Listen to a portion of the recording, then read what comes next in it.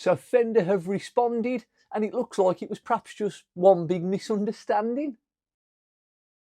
Hi folks, welcome back to the bench. For those of you new to joining us, I'm Jamie, your local guitar tech shopkeeper and reactionary connoisseur. I'm sure you are all aware by now of the ongoing Fender drama, and it's been an absolute nightmare week. We've finally had a response. We're going to have a look to see what they've said. Is it going to answer a few questions, or are we now more confused than ever? Stick around to find out. There's also been a case of us retailers speaking with everyone else, so the customers have had their say and other retailers are now fighting back. We'll be letting you know what their thoughts are and how they are now moving forward with Fender as a brand. Lastly, there's a few questions that haven't been answered up to now regarding the artist signature models. There's been no official statements and comments, so we're going to be tackling those questions at the end of the video also.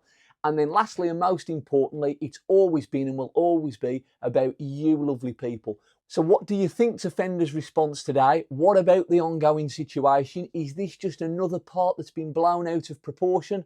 Or are they now asking the guitar industry for some forgiveness? Let us know your thoughts and let's just jump straight in. And all of the information we're about to provide with you is an official statement that's been put out with Fender through Guitar World. There will be some links below for all of this, and I will put some captions on the screen. But let's just get to some of the main points. First order of business. Double cut guitars as a whole are not the target. Oh, that's brilliant. Great. Fantastic. So I guess the SG community have not got to worry. There's a double cut. It's quite a vague statement, really.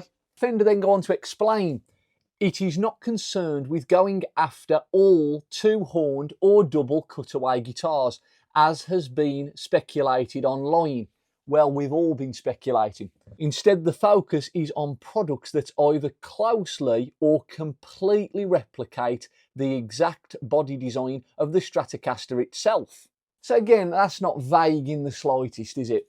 Third-party guitars may share general design elements of a similar overall layout while remaining clearly distinct, and these are not an issue. And it bases on our conversation last week about what makes these guitars different. That is a very vague few statements that they've put out, and again we're looking for some clarity as to what would be involved for it not to be a direct imitation.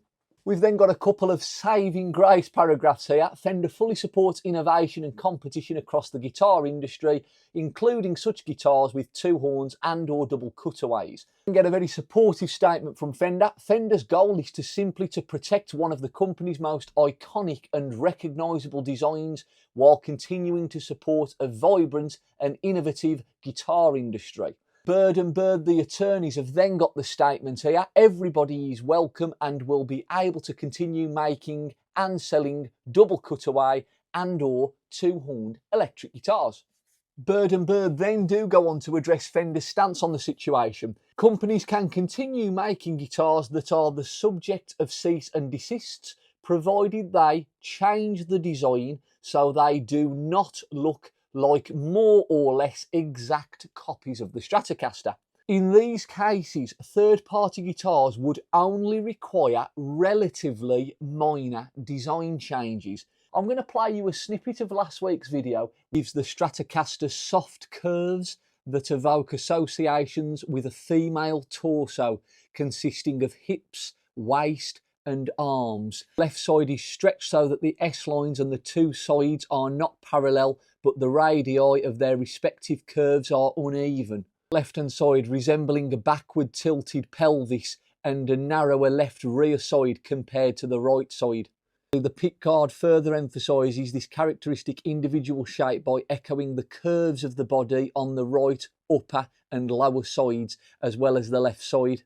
Now, just this time last week, Fender had already stated that the body of that was exemplary of a woman's figure, the characteristics and the personification, the curves and the edges and the bevels. This week, looks like it doesn't matter. I've also just threw on the screen some of the artistic designs that were put forward with this case, and as you can see, a lot of the things are pointing to the scratch plate and the tone knobs in certain positions. They can't move the position of the bridge. There are intonation aspects. The width of things have to fall in line with pickups, but it looks like just changing a few things on the scratch plate, maybe its width or depth, or even if we moved a switch just a few centimetres to the left or the right, that would now constitute not an immediate copy. Once again, I'll be jumping back to last week's video in just a second, because this was a key point that I think angered the community to beyond belief. Our focus has been on working directly with companies to find practical paths forward, where there is cooperation that can include transition or phase out periods and concessions on monetary damages. Outcomes such as inventory destruction are not something we are seeking. Let me just play you last week's video. Damages, destruction of the infringing products. I didn't have to destroy any guitars after all. What am I going to do with these? They are legal remedies that may be considered in situations where infringement continues without engagement towards a resolution. I don't know about you guys so far, but this seems like a bit of an apology to the guitar world. One of the big questions was going to be these small boutique dealers and some of the companies that are representing these S-type guitars, how it would move forward working with Fender. Many of the addressees of that initial communication have reached out to us and have entered into reasonable settlement discussions on the premise that they will discontinue making or selling the Stratocaster clones. Now, they haven't highlighted there exactly who they are, and we have had this discussion last week regarding what brands and who we think might have received these letters. The fact that these companies now are working with Fender, what does that point to? Does that point to that they were in the wrong to begin with? Or is it now that it's going to be easier just admitting defeat and now working with the bigger company? And in just the last couple of closing statements here, we have got Fender has a tremendous respect for the guitar community. It could have fooled me after last week. Independent builders and the creativity that continues to shape this industry. At the same time, Fender has a responsibility to protect the iconic designs and brand identity associated with its instruments around the world. Protecting these iconic designs is part of Fender's obligation as a steward of the brand, its legacy and the authenticity musicians associate with Fender instruments. In the statement from Edward Bud Cole, we remain open to engaging constructively with partners and companies across the industry as we navigate this process. Let's see if we can try and clear this up briefly. Last week, we needed invoices from every retailer, guitar builder and company that have sold these S-type guitars. Invoice numbers, customer details, when they were sold, how much they sold for, the profit margin, the serial number, any spare stock was to be sent, returned and destroyed with proof of destruction. And this week, just make a couple of changes. Why didn't you say that in the first place? Well, here folks, I present you with the Fender and the offender. They look pretty close. What do we think now needs to change on these to make them slightly different? We've already had the headstock dispute. We know all about that.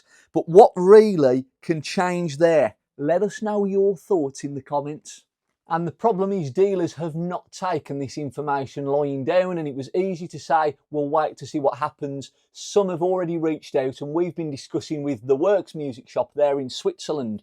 I will try and get their official statement on screen. I am going to read it very, very quickly, and this can be found on their Instagram page. Due to the recent actions of the iconic brand, both of its competitors, with its retailers and customers, we wish to express our solidarity by reducing our in-store representation.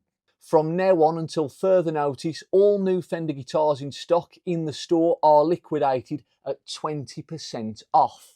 After years of commercial pressure put by Fender on all stores whose human scale did not match the giant's desire for greatness, and after cancelling contracts from several outlets failing to meet their ever-binding conditions, the American firm is attacking now in court, one by one, the manufacturers using the legendary design for their instruments, trying to exploit an out-of-context court ruling to their advantage. It then goes on to discuss all of the other things that they are doing. Until further notice, all guitars currently in stock are 20% off, and we will try to replace them with models from more ethical manufacturers.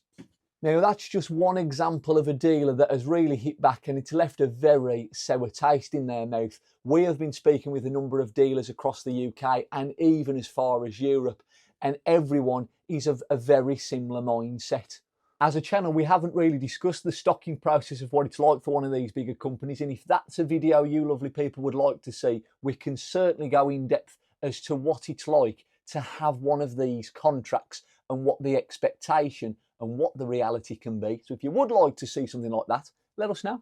And with every customer that's come in this week, the biggest talking point has obviously been the ongoing Fender case, but it's been about the artist signatures, the Dave Gilmours, the Eric Claptons. What do these people think of the situation? Obviously, we don't expect any official statements and contractually not be allowed to say anything on the ongoing matter, but everyone has commented on what would they think of this moving forward. Guitar players alike, the starters of the community, them themselves that have started. So for anyone who's got a signature guitar with Fender, how must they be feeling at the moment if they think about a particular aspect, but they're not allowed to say it? We won't know, and there is no concrete evidence above that, but the thoughts on everyone's mind has been artists' signatures. What are they thinking of the situation? What do you think about it? So we've now had this statement, and there are a few ways it can be looked at. We've discussed the aspects now of people working with Fender. They've now concluded that there's just some slight modifications needed. Exact modifications have been left out, and again, who they are speaking with will be behind closed doors with confidential information. But there's one thing I'm sure we can still say: we probably still haven't heard the end of this. So what do we think the next stages are going to be? Is this Fender's way of apologising for an initial outburst that perhaps was a little bit over the top? Or are they now trying to save face and work with the companies that are now at risk of closure? So please do let us know your thoughts below. It's been such an interesting saga, and I'm sure it will continue. Last week has been Fender, Fender, Fender, and I'm sure this week's going to be exactly the same. So do let us know your thoughts. As always, thank you very much for joining us. I'm Jamie, your local guitar tech, shopkeeper, and reactionary connoisseur. If there's anything in the video you have any questions about, let us know. And if there's anything you disagree with, please let us know below. It's been wonderful catching up with everyone all across the world. We've made some lovely friends. We've had a couple of arguments along the way, but that is what makes us as an industry. Your opinion matters, and so do ours. So let's chat about it. Let's grab a cup of tea and put the world to right. See you next time, folks. Bye-bye.